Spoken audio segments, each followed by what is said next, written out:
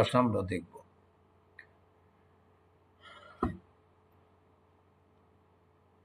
Chapter 2 cost allocation. তো এখানে যদিও কস্ট অ্যালোকেশন লেখা আছে, শুধু কস্ট অ্যালোকেশন লেখা আছে, এখানে বলতো উৎপাদন ব্যয়ের উপাদান মোট কয়টা? কেউ পারবো? উৎপাদন ব্যয়ের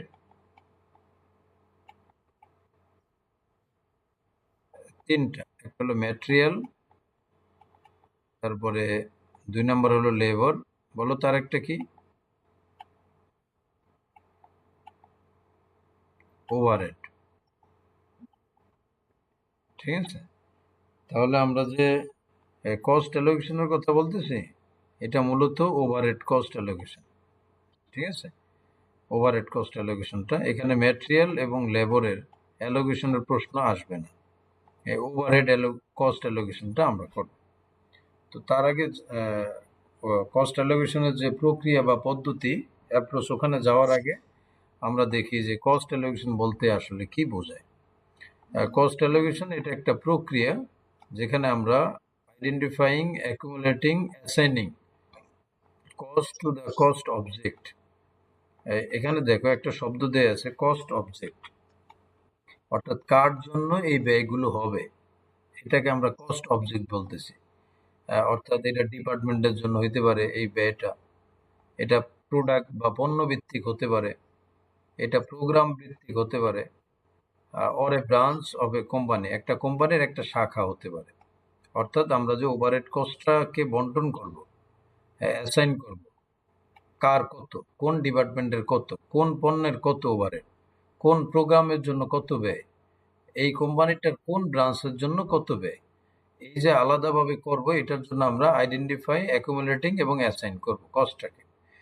তো আমরা এখানে যে ডিপার্টমেন্ট বললাম, প্রোডাক্ট বললাম এবং প্রোগ্রাম বললাম, এদেরকেই বলা হয় cost object. Cost objects such as departments, products, programs, or a branch of a company.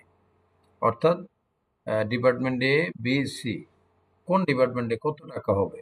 তো আমরা এখানে যেমন একটা চার্ট দেওয়া আছে কস্ট অ্যালোকেশনের, ডেমো দেওয়া আছে, যে প্রোডাকশন অফ গুডস, পণ্যের উৎপাদন করব, সেই পণ্যগুলো কি কি? প্রোডাক্ট এ, প্রোডাক্ট বি এবং প্রোডাক্ট সি।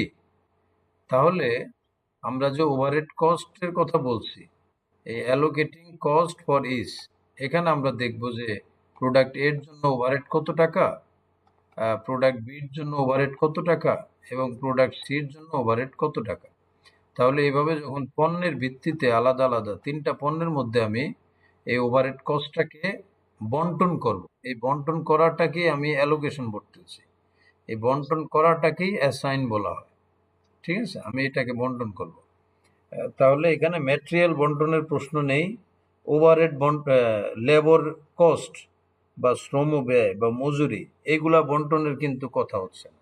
তাহলে আমরা যে অ্যালোকেশনের কথা বলতেছি, ব্যয় বন্টনের কথা বলতেছি, বলতো সেটা ম্যাটেরিয়াল লেবার নাকি ওভারহেড বন্টনের?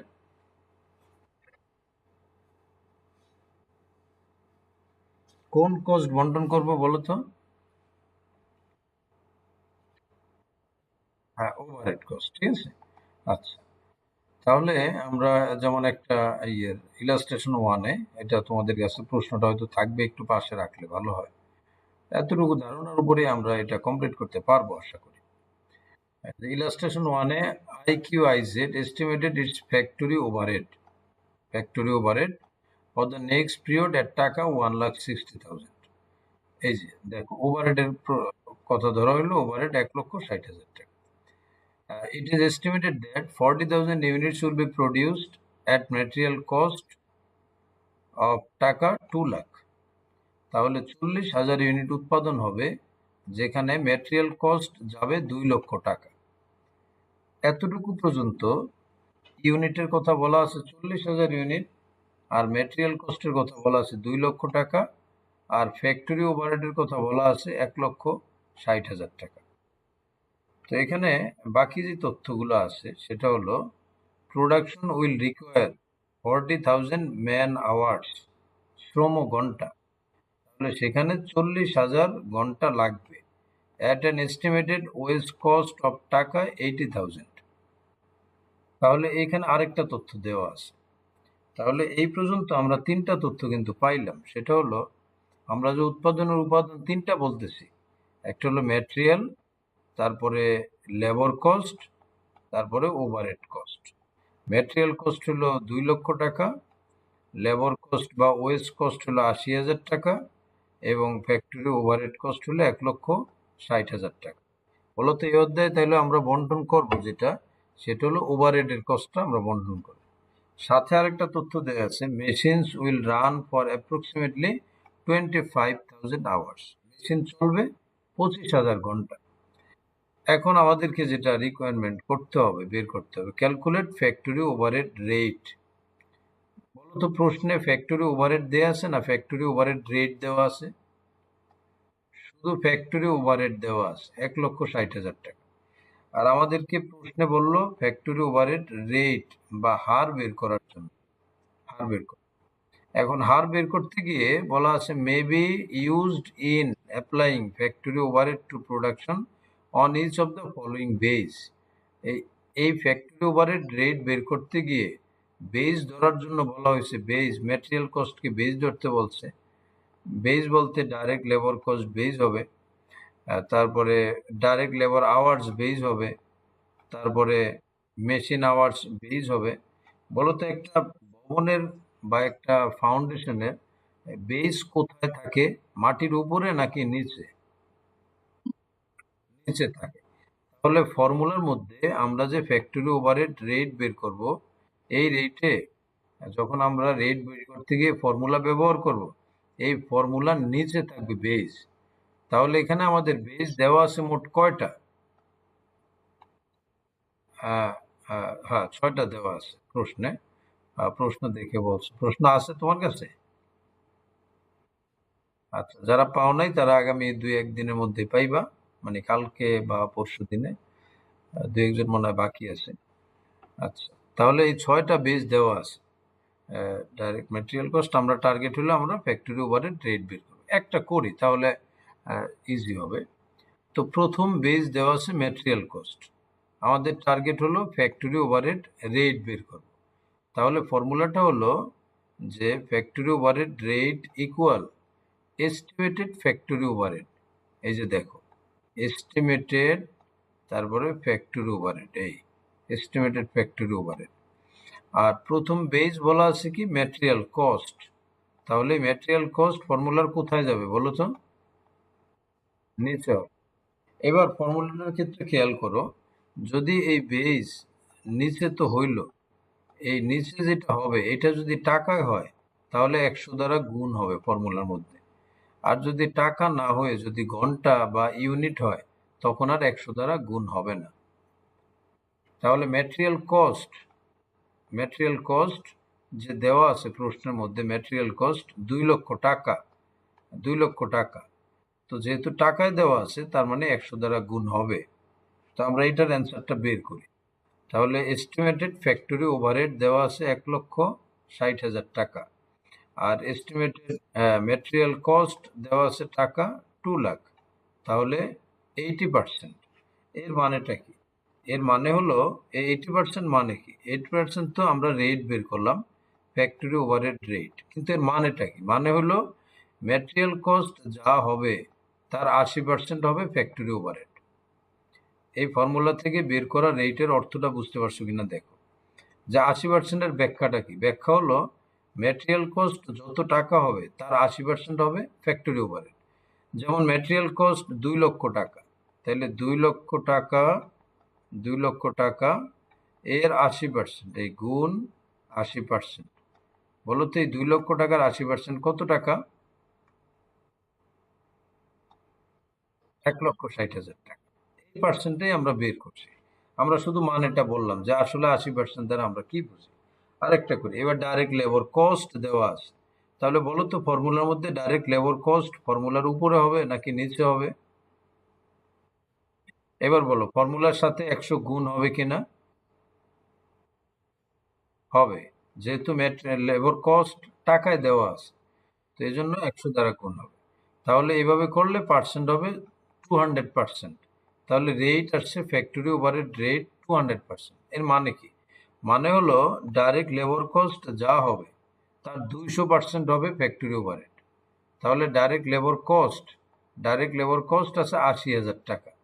তাহলে ৮০,০০০ টাকার ২০০%।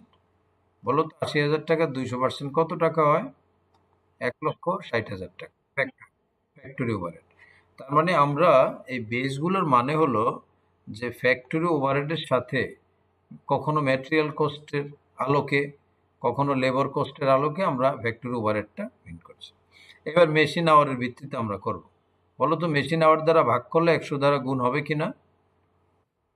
হবে না, হবে না। তাহলে রেট আসবে, আহ, তাহলে মেশিন আওয়ার হলো কত? মেশিন আওয়ার ২৫,০০০ ঘন্টা, এই যে ২৫,০০০। তাহলে এইটা দ্বারা ভাগ করলে ফ্যাক্টরি ওভারহেড রেট আসবে 6.40 পার মেশিন আওয়ার। এভাবে আমরা ইউনিট অফ প্রোডাকশন দিয়ে ভাগ করলে, ইউনিট দ্বারা ভাগ করলে আমাদের ১০০ দ্বারা গুণ হবে না, পার ইউনিট টাকা বের হবে। আমরা এগুলো দেখে নেব। প্রাইম কস্ট টাকায় দেওয়া আছে, ১০০ দ্বারা গুণ হবে। তাহলে প্রাইম কস্ট, বলো তো প্রাইম কস্টের মধ্যে কয়টা ব্যয় আসবে? উৎপাদন ব্যয়ের কোন কোনটা আসবে? প্রাইম কস্ট বা মুখ্য ব্যয়ের মধ্যে ম্যাটেরিয়াল এবং লেবার আসবে। ম্যাটেরিয়াল ২,০০,০০০ টাকা এবং লেবারের ৮০,০০০ টাকা। আচ্ছা, এবার আমরা কস্ট অ্যালোকেশন অ্যাপ্রোচ। এই ক্ষেত্রে কস্ট অ্যালোকেশন অর্থাৎ, বলো তো এখানে কস্ট বলতে আমি ম্যাটেরিয়াল কস্ট, লেবার কস্ট নাকি ওভারহেড কস্টকে বলছি আমরা এখানে? Overhead cost. Overhead cost. তাহলে এই ওভারহেড কস্ট অ্যালোকেট করার জন্য দুইটা অ্যাপ্রোচ আছে। একটা হলো সিঙ্গেল রেট, আর একটা হলো ডুয়াল রেট। সিঙ্গেল রেট অর্থাৎ এখানে একটা হার উল্লেখ থাকবে, আর ডুয়াল রেট যখন হবে তখন দুইটা হার উল্লেখ থাকবে। এটা বোঝা একটু কঠিন হবে তোমার জন্য। সহজভাবে যদি আমি বলি, যেমন কস্ট যদি বলি আমরা ওভারহেড কস্ট, এই কস্টের সাথে আমরা ওভারহেড শব্দটা যুক্ত করি। ওভারহেড কস্ট, এই ওভারহেড কস্ট দুই ধরনের হতে পারে। একটা হলো ফিক্সড ওভারহেড। বলো তো আরেকটা কি হতে পারে? Variable overhead. আচ্ছা, ভেরিয়েবল ওভারহেড।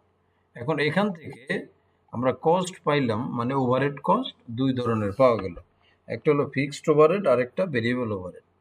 এখন আমরা যখন এই ফিক্সড এবং ভেরিয়েবল ওভারহেড মিলে, দুইটা মিলে যখন একটা রেট বের করব, ওভারহেডের একটা হার যখন বের করব, তখন এইটাকে বলবো আমরা সিঙ্গেল রেট।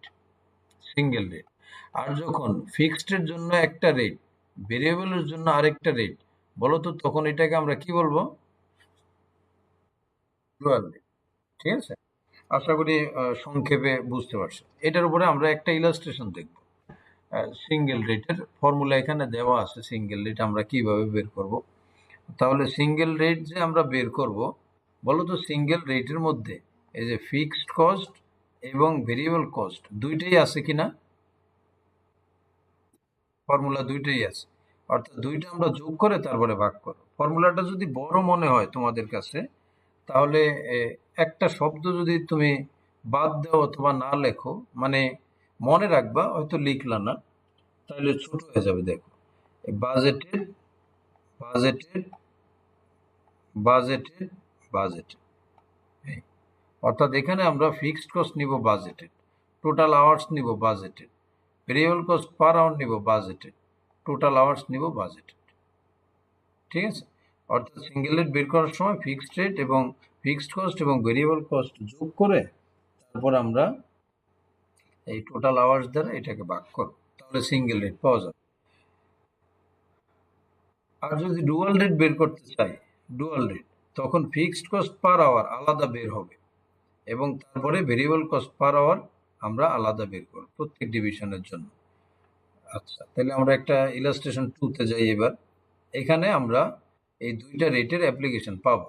আমরা রিকোয়ারমেন্টটা একটু আগে পড়ি, যদি অঙ্কটা অনেক বড় মনে হবে, কিন্তু কাজ অনেক ছোট আছে, অসুবিধা নেই। Compute allocated cost of each division. দুইটা ডিভিশন, এখানে দুইটা ডিভিশন কি কি প্রথমে উল্লেখ করা আছে, দেখো ডিভিশন দুইটার।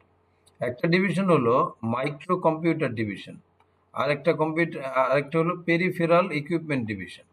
এই দুই ডিভিশনের অ্যালোকেটেড কস্ট, অর্থাৎ কোন ডিভিশন কত টাকা ব্যয় বহন করবে এটা আমরা বের করব। তাহলে একটা মাইক্রো কম্পিউটার ডিভিশন আর একটা পেরিফেরাল ইকুইপমেন্ট ডিভিশন। তো আমরা এই যে কস্টটাকে অ্যালোকেট করব, বন্টন করব দুইটা ডিভিশনের মধ্যে, বলছে using single rate and dual rate. তাহলে সিঙ্গেল রেট এবং ডুয়াল রেট মেথড ব্যবহার করে তারপর আমাদেরকে কস্ট অ্যালোকেট করার জন্য বলা হয়েছে। আমরা প্রশ্নের মধ্যে যদি একটু দেখি, ডিটেলস না দেখে যদি একটু সামারি যদি দেখি, তাহলে আমাদের অ্যান্সারটা করতে সুবিধা হবে। প্র্যাকটিক্যাল ক্যাপাসিটি দেওয়া আছে 18,750 ঘন্টা, মানে মেশিনের প্র্যাকটিক্যাল ক্যাপাসিটি। আর ফিক্সড কস্ট দেওয়া আছে 30 লক্ষ টাকা। আচ্ছা, বাজেটেড ভেরিয়েবল কস্ট পার আওয়ারে দেওয়া আছে 200 টাকা। তার মানে ফিক্সড কস্ট দেওয়া আছে আর ভেরিয়েবল কস্টের প্রতি ঘন্টায় রেট দেওয়া আছে। এখন আমাদের বাকি রইল দুইটা প্যারাগ্রাফ।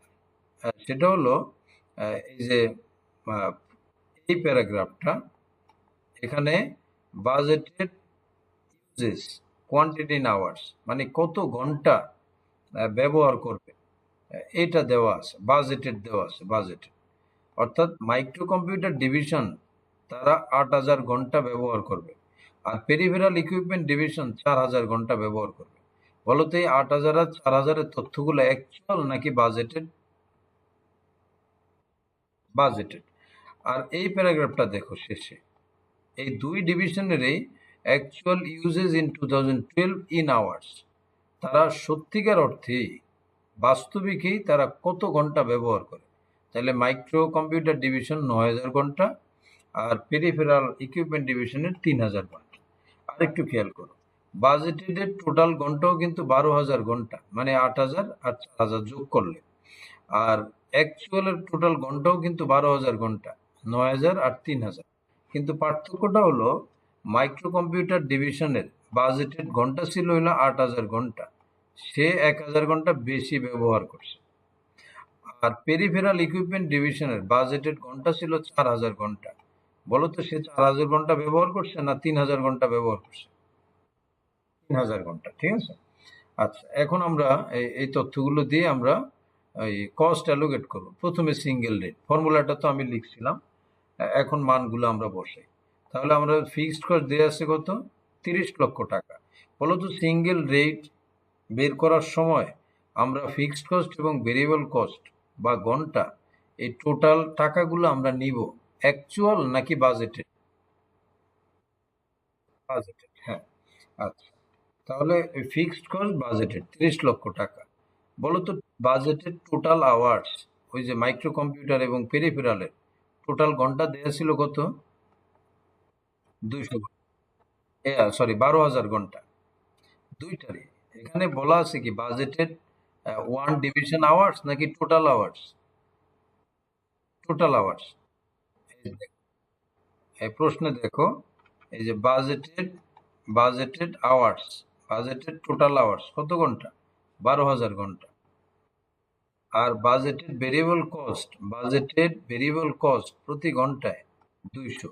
আমরা সিঙ্গেল রেট বের করার সময় সব তথ্যগুলো বাজেটেড আসতেছে। তাহলে টোটাল আওয়ার্স 12,000 ঘন্টা, ভেরিয়েবল কস্ট পার আওয়ার 200 টাকা। আর এটা তো ঠিক আছে, এই যে বাজেটের টোটাল আওয়ার্স উপরে যা হবে এখানেও 12,000। তাহলে সিঙ্গেল রেট আমরা পাইলাম প্রতি ঘন্টায় 450 টাকা।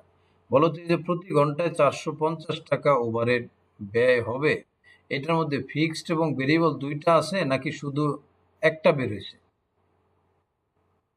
দুইটাই আছে, যেহেতু আমরা এই ফর্মুলার মধ্যে ফিক্সড কস্ট এবং ভেরিয়েবল কস্ট দুইটাকে ব্যবহার করছি।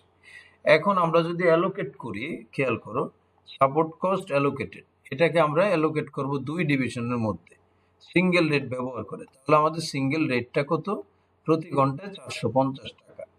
এখন আমরা অ্যালোকেট করার সময় যে ফর্মুলাটা ব্যবহার করব, অ্যাকচুয়াল আওয়ার্স গুণ সিঙ্গেল রেট। তাহলে সিঙ্গেল রেট তো পাবো এই যে 450 টাকা, অ্যাকচুয়াল আওয়ার্স দেওয়া আছে। প্রশ্ন দেখে যাদের কাছে আছে, বলো তো মাইক্রো কম্পিউটারের অ্যাকচুয়াল আওয়ার্স কত ঘন্টা? 9,000 ঘন্টা। আর পেরিফেরালের অ্যাকচুয়াল আওয়ার্স কত ঘন্টা?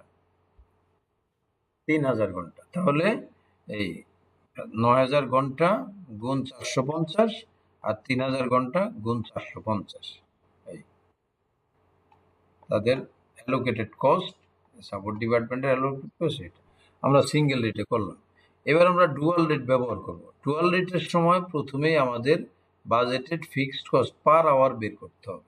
প্রশ্নের মধ্যে budgeted fixed cost per hour দেওয়া আছে নাকি শুধু বাজেটেড ফিক্সড কস্ট দেওয়া আছে? শুধু বাজেটেড ফিক্সড কস্ট দেওয়া আছে। তাহলে এখান থেকে আমরা পার আওয়ার বের করি যে ফিক্সড কস্ট হলো 30 লক্ষ টাকা আর বাজেটের টোটাল আওয়ার্স হলো 12,000 ঘন্টা। তাহলে প্রতি ঘন্টায় 250 টাকা আসছে। বলতো এর আগে প্রতি ঘন্টায় আসছিল সিঙ্গেল রেটে কত টাকা? তো 450 ওখানে বেশি আসছে, এখানে কম আসছে কেন? ওখানে হ্যাঁ, ওখানে দুইটা কস্টে আনা হয়েছে, ফিক্সড এবং ভেরিয়েবল। আর এখন পর্যন্ত এখানে যে 250 আসছে 1 ঘন্টায়, এখানে শুধু ফিক্সড আসছে, এখনো ভেরিয়েবলটা আনা হয়নি। তাহলে ভেরিয়েবলটা যেটা, এটা আমাদের বের করার দরকার নেই, কারণ variable budgeted variable cost per hour প্রশ্নের মধ্যে 200 টাকা দেওয়া আছে, আর বাজেটেড ফিক্সড কস্ট একসাথে দেওয়া ছিল। আমরা এটা পার আওয়ারে বের করে নিলাম যে প্রতি ঘন্টায় 250 টাকা।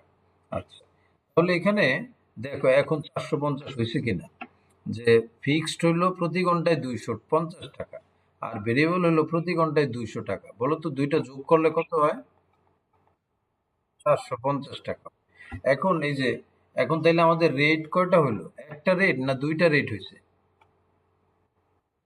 এই দুইটা রেট, এজন্য এটাকে ডুয়াল রেট বলা হয়। ঠিক আছে? আচ্ছা, এবার আমরা এই মান বের করবো। দেখি আমরা মান কিভাবে বের করতে পারি। অ্যালোকেট করব ডুয়াল রেট অনুযায়ী। মাইক্রো কম্পিউটার ডিভিশন, তো মাইক্রো কম্পিউটার ডিভিশনে দেখো, তো সেখানে তাদের ঘন্টা ঘন্টা অনুযায়ী প্রতি ঘন্টায় 250 টাকা হইলো ফিক্সড কস্ট, আর ভেরিয়েবল কস্টের প্রতি ঘন্টায় কত টাকা? 200 টাকা। ঠিক আছে? আচ্ছা, মাইক্রো কম্পিউটার। আর এটা টোটাল আসছে এই টাকাটা। আর পেরিফেরাল ডিভিশনের 4000 ঘন্টা আর কত হলো? 3000 ঘন্টা। তো এখানে ঘন্টাগুলো আনা হয়েছে কিভাবে দেখো, মাইক্রো কম্পিউটার ডিভিশনের 8000 ঘন্টা আর 9000 ঘন্টা পাইছে কোথায়? প্রশ্ন দেখো,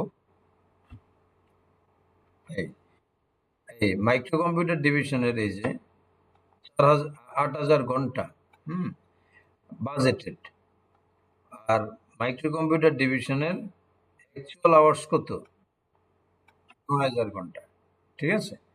তাহলে এই এই যে 8000 ঘন্টা আর 9000 ঘন্টা, পার্থক্যটা কোথায় একটু খেয়াল করো খুব ভালোভাবে। ফিক্সড কস্ট যখন বের করি তখন হলো বাজেটেড আওয়ারের ভিত্তিতে, আর ভেরিয়েবল কস্ট যখন বের করলাম তখন অ্যাকচুয়াল আওয়ারের ভিত্তিতে। রেট তো ঠিক আছে, যখন আমি ফিক্সড কস্ট ব্যবহার করব তখন পার আওয়ার 250 টাকা ব্যবহার করব, যখন ভেরিয়েবল কস্ট ব্যবহার করব তখন পার আওয়ার 200 টাকা ব্যবহার করব। এটা ঠিক আছে, রেট এই মাত্র যে আমরা বের করলাম। কিন্তু ফিক্সড কস্টের সময় বলো তো ঘন্টা কোনটা হবে, বাজেটেড নাকি অ্যাকচুয়াল? বাজেটেড। আর ভেরিয়েবলের সময় কোনটা হবে বলো তো, বাজেটেড নাকি অ্যাকচুয়াল? অ্যাকচুয়াল হবে। এটা মাইক্রো কম্পিউটারের ক্ষেত্রে যেমন, ঠিক একইভাবে পেরিফেরালের ক্ষেত্রে। তাহলে পেরিফেরালের ক্ষেত্রে পেরিফেরালের ক্ষেত্রে বাজেটেড আওয়ার হলো 4000 ঘন্টা। এই যে প্রশ্নে দেখো, পেরিফেরালের ক্ষেত্রে বাজেটেড আওয়ার হলো 4000 ঘন্টা। তাইলে বাজেটেড আওয়ার এটা যাবে ফিক্সড কস্টের সাথে, আর অ্যাকচুয়াল আওয়ার পেরিফেরালে 3000 ঘন্টা এটা যাবে ভেরিয়েবল কস্টের সাথে। রেট ওইটাই ঠিক আছে। দেখো, তোমার ডিভিশন চেঞ্জ হলে রেট চেঞ্জ হবে না। এই যে ডিভিশন এখানেও 250 200, এইখানেও 250 200, শুধু এতটুকু মনে রাখতে হবে, ফিক্সড কস্টের ক্ষেত্রে আসবে বাজেটেড আওয়ার্স এবং ভেরিয়েবল কস্টের ক্ষেত্রে আসবে অ্যাকচুয়াল আওয়ার্স। আচ্ছা, এবার আমরা একটু কমন জায়গাতে যাব, allocating cost multiple support departments. আমরা মোটামুটি আর দুই একটা স্লাইড গেলেই আমাদের জন্য এই অধ্যায়টা মানে সব টপিকস গুলো কাভারে আসবে, এরপর শুধু আমরা ইলাস্ট্রেশন প্র্যাকটিস করব। Allocating cost of multiple support departments, multiple support departments, multiple support department. বলো তো এখানে ডিপার্টমেন্টের নাম কি দেয়া আছে? Support department. অর্থাৎ এই ডিপার্টমেন্টগুলো উৎপাদন কার্যে সহযোগিতা করবে। তার মানে এই সাপোর্ট ডিপার্টমেন্টের কস্টগুলো, এটা কি ম্যাটেরিয়াল কস্ট, লেবার কস্ট নাকি ওভারহেড কস্ট?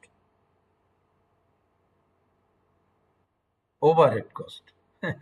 ওভারহেড কস্ট অর্থাৎ সাপোর্ট ডিপার্টমেন্টের কাজই হলো যেহেতু প্রোডাকশন ডিপার্টমেন্টগুলোকে সহায়তা করা, তার মানে এখানে যে ব্যয়গুলো হবে সাপোর্ট ডিপার্টমেন্টের মধ্যে, এই ব্যয়গুলো ওভারহেড কস্ট। আর আমাদের এই অধ্যায়টাই হলো যে ওভারহেড কস্টগুলোকে আমরা অ্যালোকেট করব। তো এটার একটা মেথড আমরা ওখানে দেখলাম, অ্যাপ্রোচ, যে একটা সিঙ্গেল রেট ডুয়াল রেটে আমরা এইভাবে বিভিন্ন ডিভিশন বা ডিপার্টমেন্টের মধ্যে বন্টন করতে পারি। এখন আমরা দেখব যে এটাকে অ্যালোকেট করার মেথডগুলা কি কি। একটা হলো ডাইরেক্ট রিডিস্ট্রিবিউশন মেথড, আরেকটা হলো স্টেপ ডাউন মেথড, আরেকটা হলো রেসিপ্রোকাল সার্ভিস মেথড। বলো তো মেথড কয়টা আছে? তিন। এবার আমরা রেসিপ্রোকাল যদি সার্ভিস মেথডে যাই, সেখানে পাবো রিপিটেড ডিস্ট্রিবিউশন মেথড এবং সিমালটেনিয়াস ইকুয়েশন মেথড। এই মেথডগুলো কমন, তোমরা কস্ট অ্যাকাউন্টিং এ করে থাকবে যারা এই অধ্যায়টা করছো। তারপর আমি একটা এক্সাম্পলের মধ্যে যাব।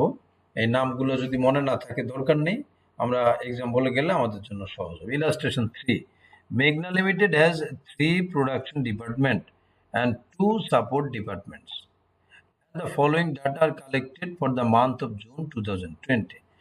প্রোডাকশন ডিপার্টমেন্ট আছে তিনটা, এ, বি এবং সি। আচ্ছা, আর সাপোর্ট ডিপার্টমেন্ট আছে দুইটা, এক্স এবং ওয়াই। আমরা এই সাপোর্ট ডিপার্টমেন্ট যে এক্স ওয়াই, এদের টাকাগুলোকে প্রোডাকশন ডিপার্টমেন্টের মধ্যে বন্টন করে দিব। এখন সেই ক্ষেত্রে আচ্ছা বলো তো, সাপোর্ট ডিপার্টমেন্ট এক্স এর ওভারহেড আছে কত টাকা?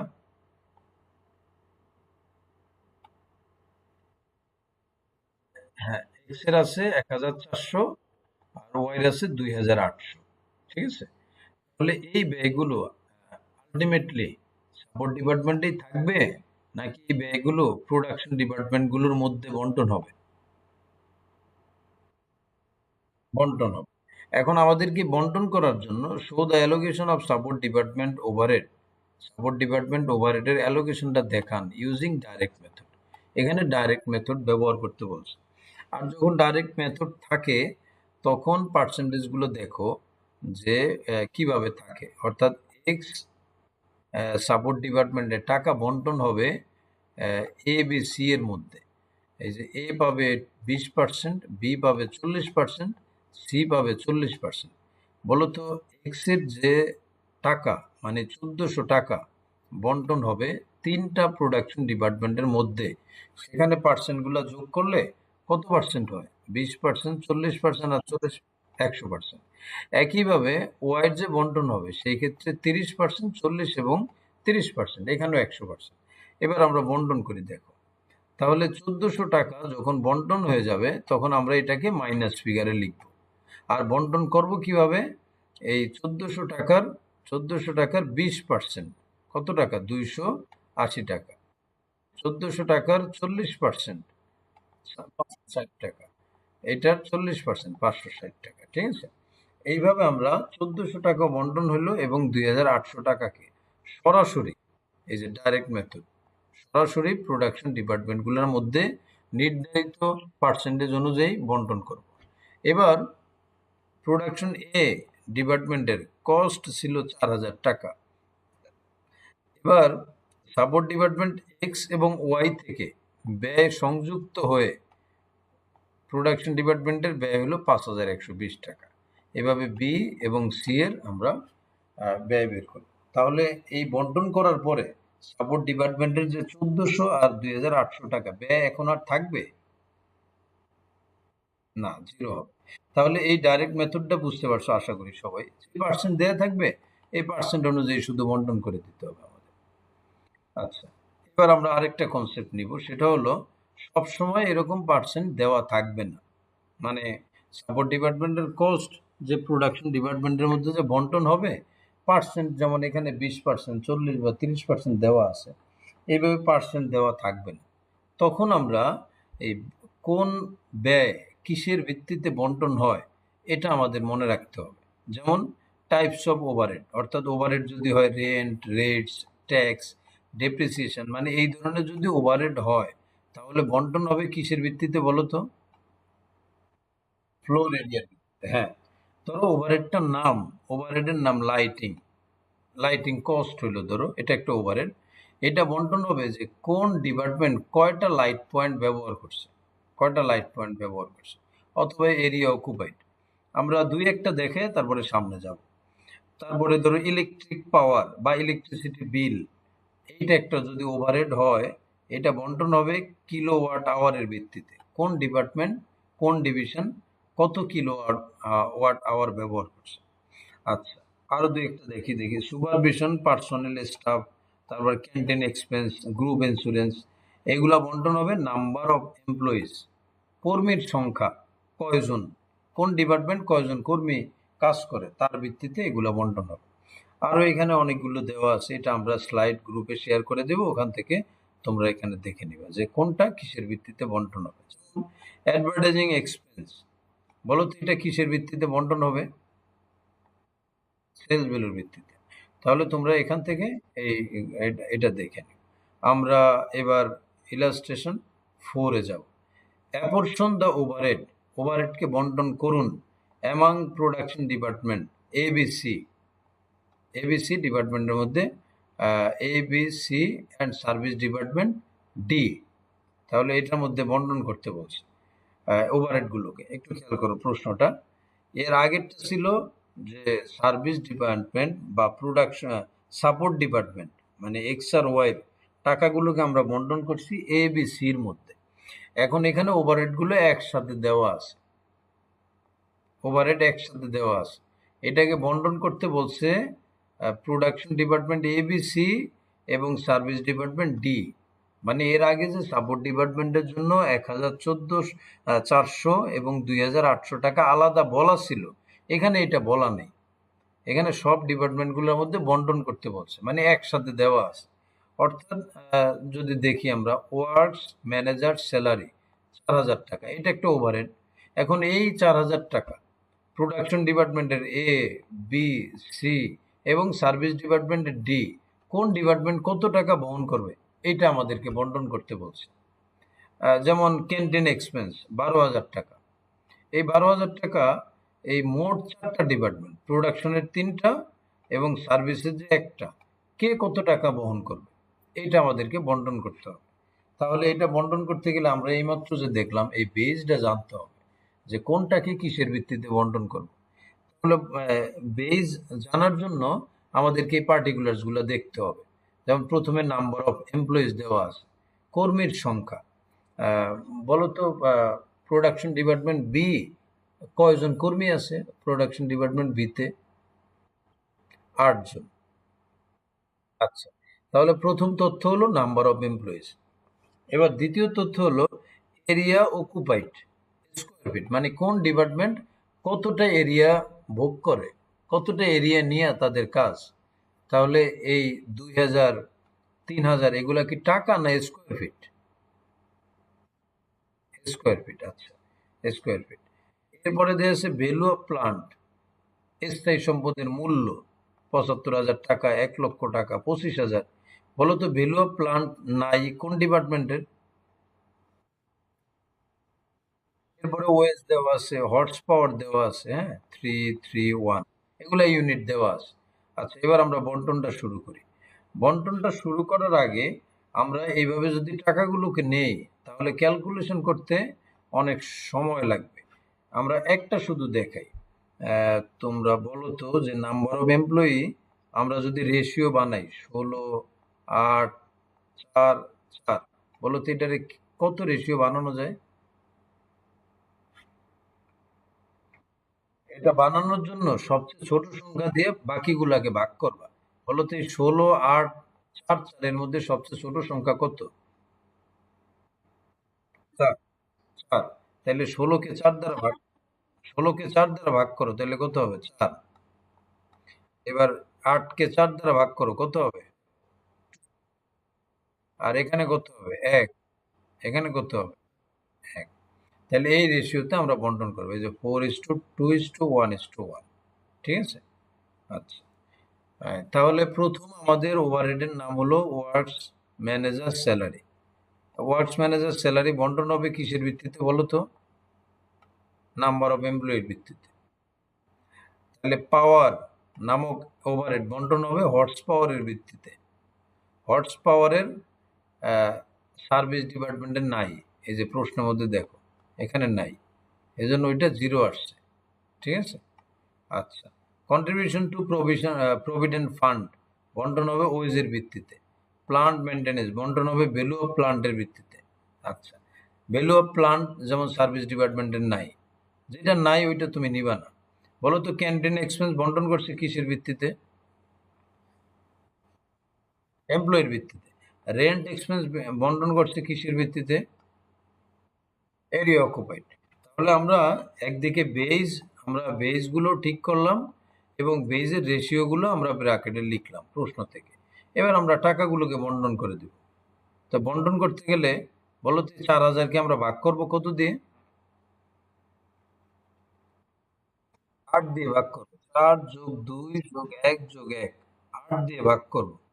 আর এবার এ বের করার সময় 4 দিয়ে গুণ করব, বি বের করার সময় 2 দ্বারা গুণ করব, আর এটাকে ভাগ করলেই হবে বাস্তবায়ন। তাহলে এইভাবে আমরা এই ওভারহেড গুলাকে বন্টন করলাম। এখন বলো ওভারহেড একসাথে ছিল, মানে এই যে ওভারহেড গুলো একসাথে ছিল, এই ওভারহেড গুলোকে প্রোডাকশন ডিপার্টমেন্ট এবং সার্ভিস ডিপার্টমেন্টের মধ্যে যে বন্টন করলাম, এই বন্টনটাকে প্রাইমারি ডিস্ট্রিবিউশন বলা হয়।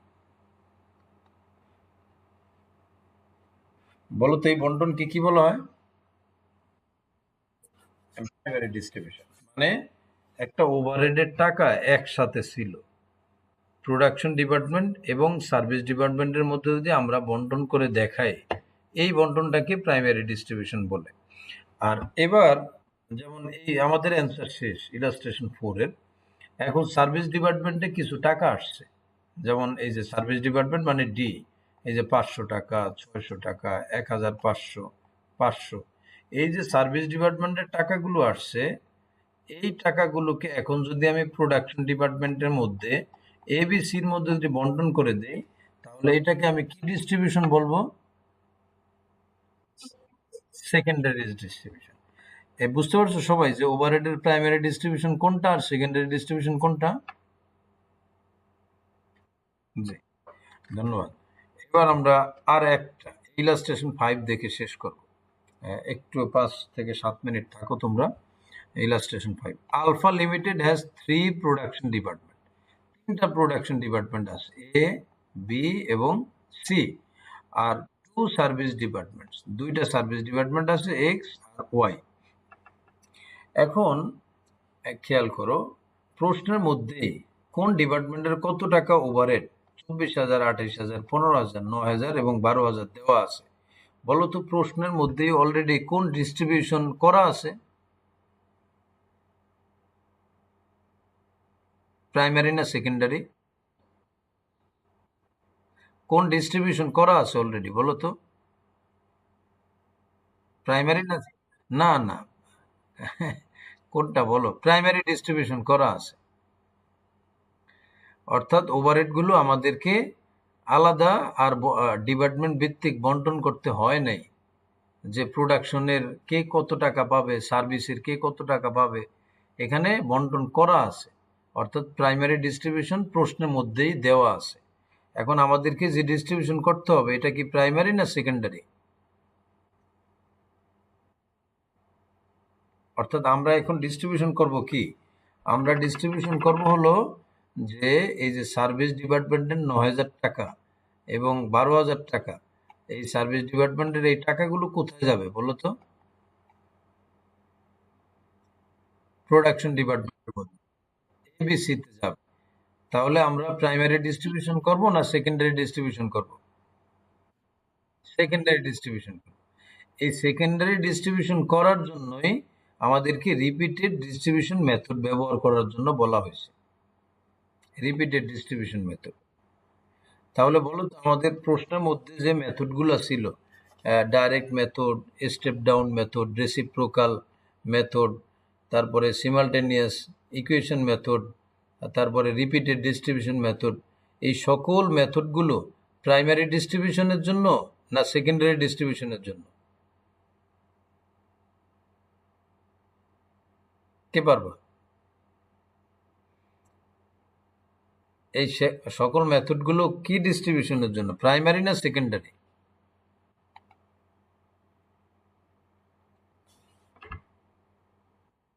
হ্যাঁ, সেকেন্ডারি ডিস্ট্রিবিউশনের জন্য। তাহলে প্রাইমারি ডিস্ট্রিবিউশনের জন্য কোনগুলো? প্রাইমারি ডিস্ট্রিবিউশনের জন্য হলো এই যে মাত্র করলাম যে তোমার ওভারহেডটা একসাথে থাকবে, কোনো ডিপার্টমেন্ট ওয়াইজ থাকবে না। এই একসাথের ওভারহেডটাকে, এই যে রেন্ট ৬,০০০ টাকা, একসাথের ওভারহেডকে আমরা প্রোডাকশনের এ, বি, সি এবং সাপোর্টের ডি কত টাকা পাবে, এটাকে যখন বেজ বা ভিত্তি ধরে, এই যে ভিত্তিগুলার, এই যে বেজগুলো দেওয়া আছে, এগুলার আলোকে যখন আমরা ভাগ করব, তখন এইটাকে আমরা বলবো প্রাইমারি ডিস্ট্রিবিউশন। এবার বন্টন হওয়ার পরে সার্ভিস ডিপার্টমেন্টে কিছু ওভারহেড আসছে। এই সার্ভিস ডিপার্টমেন্ট বা সাপোর্ট ডিপার্টমেন্টের ওভারহেডকে যখন আমরা প্রোডাকশন ডিপার্টমেন্টে নিব, তখন আমরা এইমাত্র যে পদ্ধতিগুলোর কথা বললাম, ডাইরেক্ট মেথড, তারপরে simultaneous equation method, repeated distribution method, এই মেথডগুলো আমরা ব্যবহার করব সেকেন্ডারি ডিস্ট্রিবিউশনের জন্য।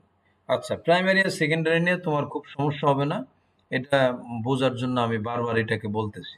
তাহলে আমাদের এই প্রশ্নের টার্গেট হলো যে সার্ভিস ডিপার্টমেন্টে যে ৯,০০০ আর ১২,০০০ টাকা আছে, এই টাকাগুলোকে আমরা প্রোডাকশন ডিপার্টমেন্টের মধ্যে বন্টন করে দেব। সেই ক্ষেত্রে এখানে কিছু পার্সেন্টেজ দেওয়া আছে, খেয়াল করো। পার্সেন্টেজটা হলো যে আমরা রিপিটেড ডিস্ট্রিবিউশন মেথড অনুযায়ী করব। এখানে পার্সেন্ট হলো যে এই যে ৯,০০০ টাকা, খেয়াল করো বন্টনের নিয়মটা, সবাই একটু ভালোভাবে স্ক্রিনের দিকে তাকাও। এই যে ৯,০০০ টাকা, এই ৯,০০০ টাকাকে এখানে বসাও।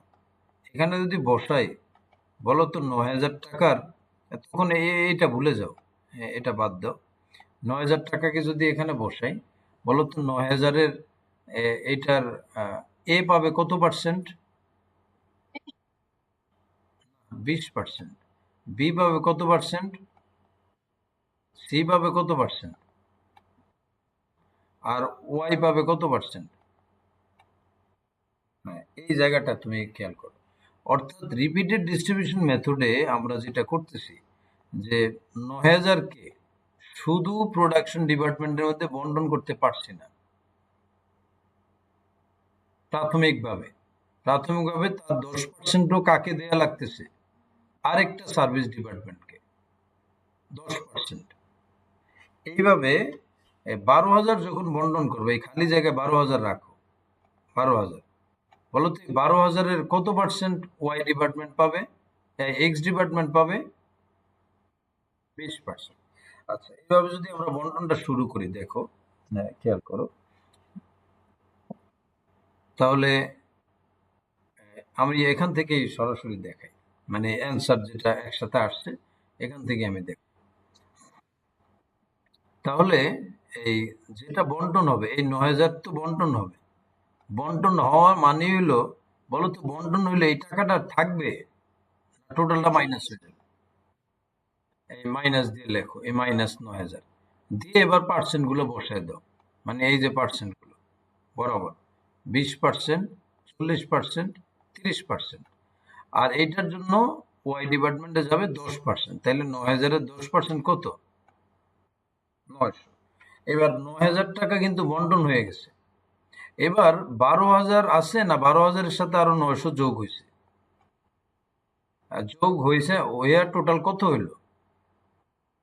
এই ১২,৯০০-কে এখন বন্টন করব মানে মাইনাস করে দাও। এবার মাইনাস করলে শুধু প্রোডাকশন ডিপার্টমেন্ট এবিসি পাবে নাকি এক্সও একটা পার্সেন্টেজ পাবে? পাবে, এই 20% পাবে। তাহলে এবার বন্টন করে দাও, এগুলোর মধ্যে বন্টন করো। এবার দেখো, এই ৯,০০০-কে ৯,০০০ দিয়ে বন্টন করে শেষ করছিলাম, আবার এক্স ডিপার্টমেন্টে কত টাকা চলে আসলো? হ্যাঁ, এটাকে আবার মাইনাস করো, মানে এটাকে আবার বন্টন করো, এটা বন্টন শেষ। আবার ওয়াই ডিপার্টমেন্টে ২৫৮ টাকা এসে পড়ছে, তাহলে ২৫৮-কে আবার মাইনাস করো, আবার এখানে ৫১ চলে আসছে, এগুলাই তো পাবেই তাদের পার্সেন্ট। আবার ৫১-কে মাইনাস করো, ৫১ করলে আবার এখানে ৫ আসছে, এবার ৫-কে আবার মাইনাস করো। এই শেষবারে আসার পরে যখন এটা খুবই একটা ইনসিগনিফিকেন্ট অ্যামাউন্টে আসছে, তখন আর এখানে এই এক্স ডিপার্টমেন্টে এটাকে দেওয়ার দরকার নেই, এটাকে টোটাল 5 টাকাকে প্রোডাকশন ডিপার্টমেন্টে বন্টন করে দাও। দেখো এইভাবে রিপিটেড মানে হলো বারবার বন্টন যখন আমরা করব, করার পরে এক পর্যায়ে বলো তো এক্স এর কোনো টাকা থাকবে কিনা, ওয়াই এর কোনো টাকা থাকবে? হ্যাঁ, এই সবগুলোর টাকা কোথায় আসবে? প্রোডাকশন ডিপার্টমেন্টে আসবে। তাহলে আশা করি রিপিটেড ডিস্ট্রিবিউশন মেথডটা সবাই বুঝতে পারছো। আহ, তোমাদের জন্য ইলাস্ট্রেশন 6 থেকে শুরু করে এই যে 6, এটাও রিপিটেড ডিস্ট্রিবিউশন মেথড। বাকি ইলাস্ট্রেশন 6, তারপরে 7, এগুলো হোমওয়ার্ক থাকবে। আমি হোমওয়ার্কটা গ্রুপে লিখে দিব, তোমরা চেষ্টা করো। পরবর্তী ক্লাস আমাদের বুধবার হবে। কোনো প্রশ্ন থাকলে বলো।